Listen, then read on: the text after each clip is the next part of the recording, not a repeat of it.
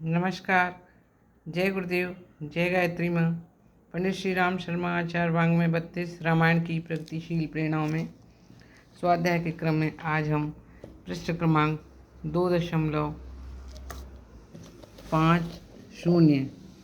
से स्वाध्याय करेंगे। यहाँ प्रसंग चल रहा है संत और असंत का।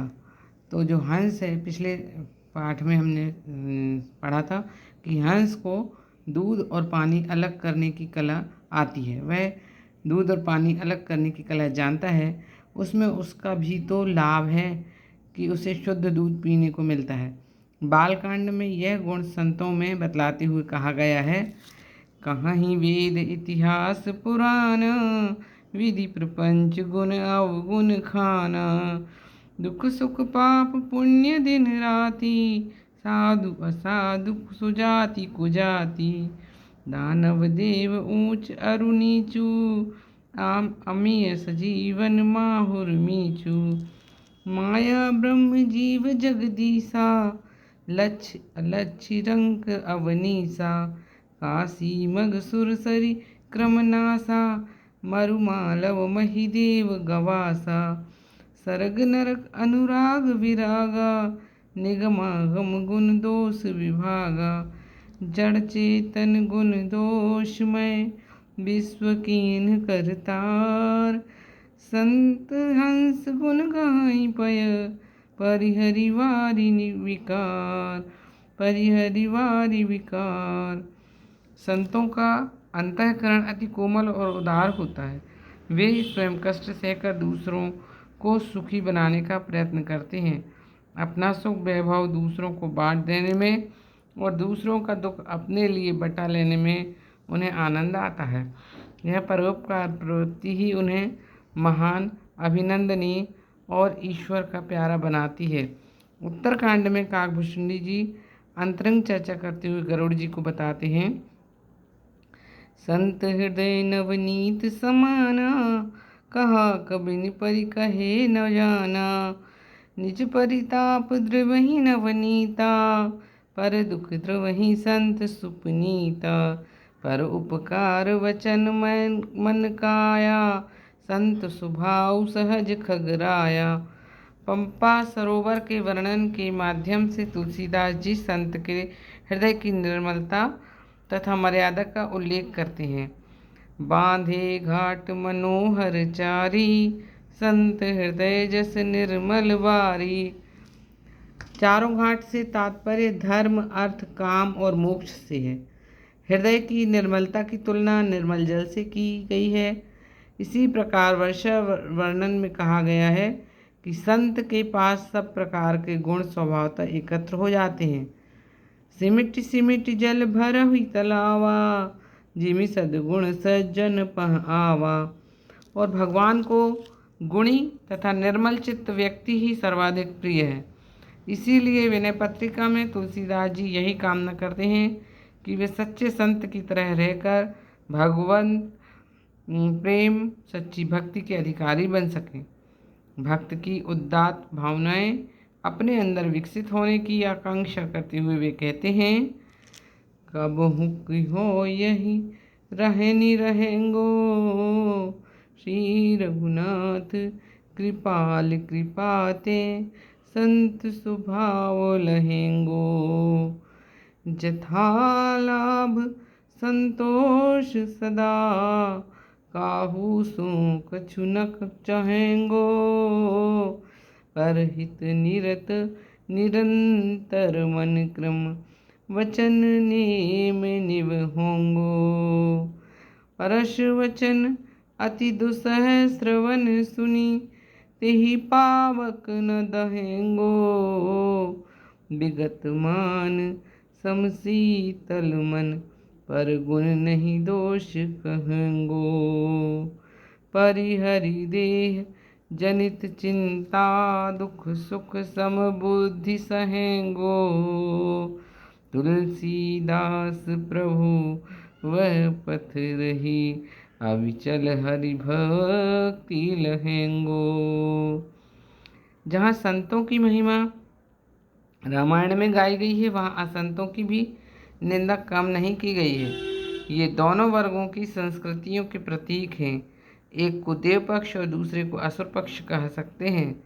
एक परंपरा को अपनाने वाले नरदेव महामानव पुरुषोत्तम और दूसरे को अपनाने वाले नर पशु यानी पिशाच कहे जा सकते हैं। आकृति की दृष्टि से दोनों एक जैसे होते हैं। उनकी रचना शरीर रचना में कोई अंतर नहीं होता, मात्र प्रकृति भिन्न होती है। असुरों का काला मुंह, बाहर से निकले हुए लंबे दांत, पैने नाखून और सिर पर सींग चित्रित किए जाते हैं। इस प्रकार की शक्ल सूरत के प्राणी कहीं नहीं पाए जाते। इस अलंकारिक चित्रण में यही बताया गया है कि असुर प्रकृति के मनुष्यों का मुख दुष्कर्मों की कलंक कालिमा से काला होता है। वे पेटू, स्वार्थी, लोभी, कृपण और संग्रही होते हैं। उनके बड़े दांत उचित अनुचित सबको उद्रस्त करने के लिए मुख की मर्यादा से बाहर निकले रहते हैं। हाथों के बड़े नाखूनों का होना हिंसक पशुओं की नीति अपनाकर आक्रमणकारी आतताई कुकृत्यों में संलग्न होने की दुष्प्रवृत्ति को प्रकट करता है। इस दुष्ट परंपरा को, असुर संस्कृति को, पशु प्रवृत्ति को अपनाने वाले लोगों की कमी नहीं। रामायण में इन्हीं को असंत बताया गया है। असुरों की इच्छाएं, कामनाएं, मान्यताएं, विचारणाएं, आदतें ऐसी घृणित और निकृष्ट होती हैं कि उस आग को अंतरंग में जलाकर वे स्वयं दुखी होते हैं और दूसरों को दुख देते हैं। स्वयं गिरते हैं और दूसरों को गिराते हैं।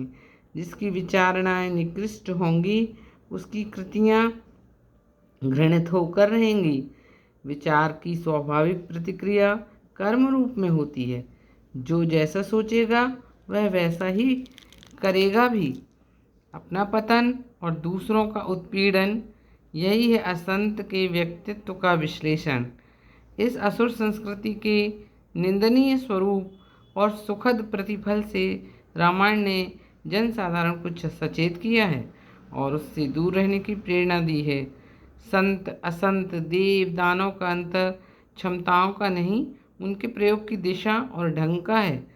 यह तथ्य स्पष्ट करते हुए मानस के वंदन क्रम में खलों की वंदना करते हुए उनमें अनेक क्षमताओं की चर्चा की गई है जिन्हें सामान्य रूप से अच्छा माना गया है, लेकिन गलत दिशा में प्रयुक्त होने से भी हानिकारक हो जाती हैं।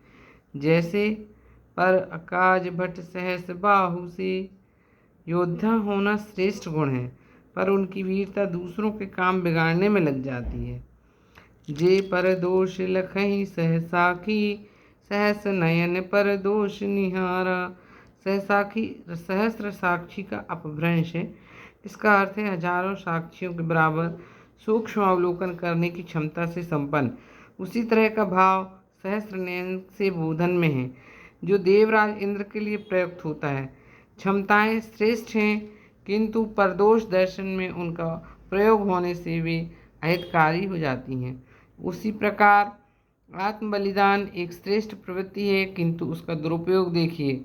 परहित घृत जन के मन माखी, जैसे मक्खी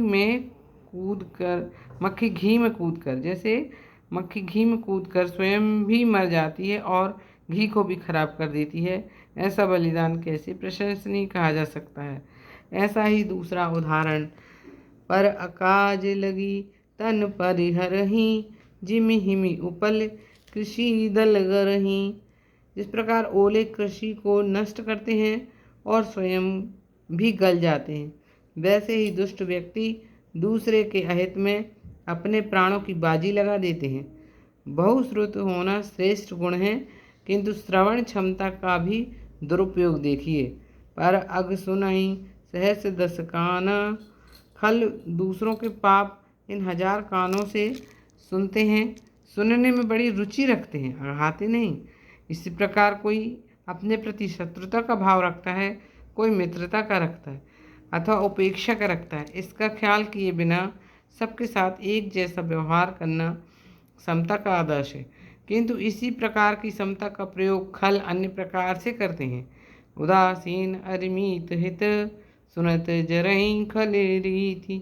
अतः मानसकार सबको सावधान करते हैं कि केवल सामर्थ्यों, सफलताओं, योग्यताओं और विभूतियों से मनुष्य का मूल्यांकन न करें, उसकी सद्विचारणा तथा आचरण की दिशा देखकर करें।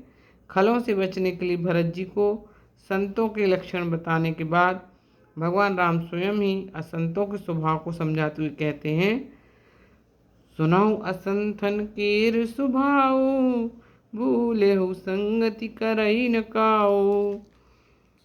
तिनकर संग सदा दुखदाई, जिमि कपिलहि घालई हरहाई। खलन हृदय अति ताप विशेषी, जरहि सदा पर संपत्ति देखी। जह कहूँ निंदा सुनहि पराई, हर्षहि मनहु परी निधि पाई। काम क्रोध मद लोभ परायन, निर्दयी कपटी कुटिल मलायन। बयरु अकारण सब काहू सो, जो कर हित अनहित ताहू सो। इति श्री। नमस्कार। आज के लिए यहीं तक। कल आगे फिर पुनः स्वाध्याय करेंगे। तब तक के लिए नमस्कार। जय गुरुदेव।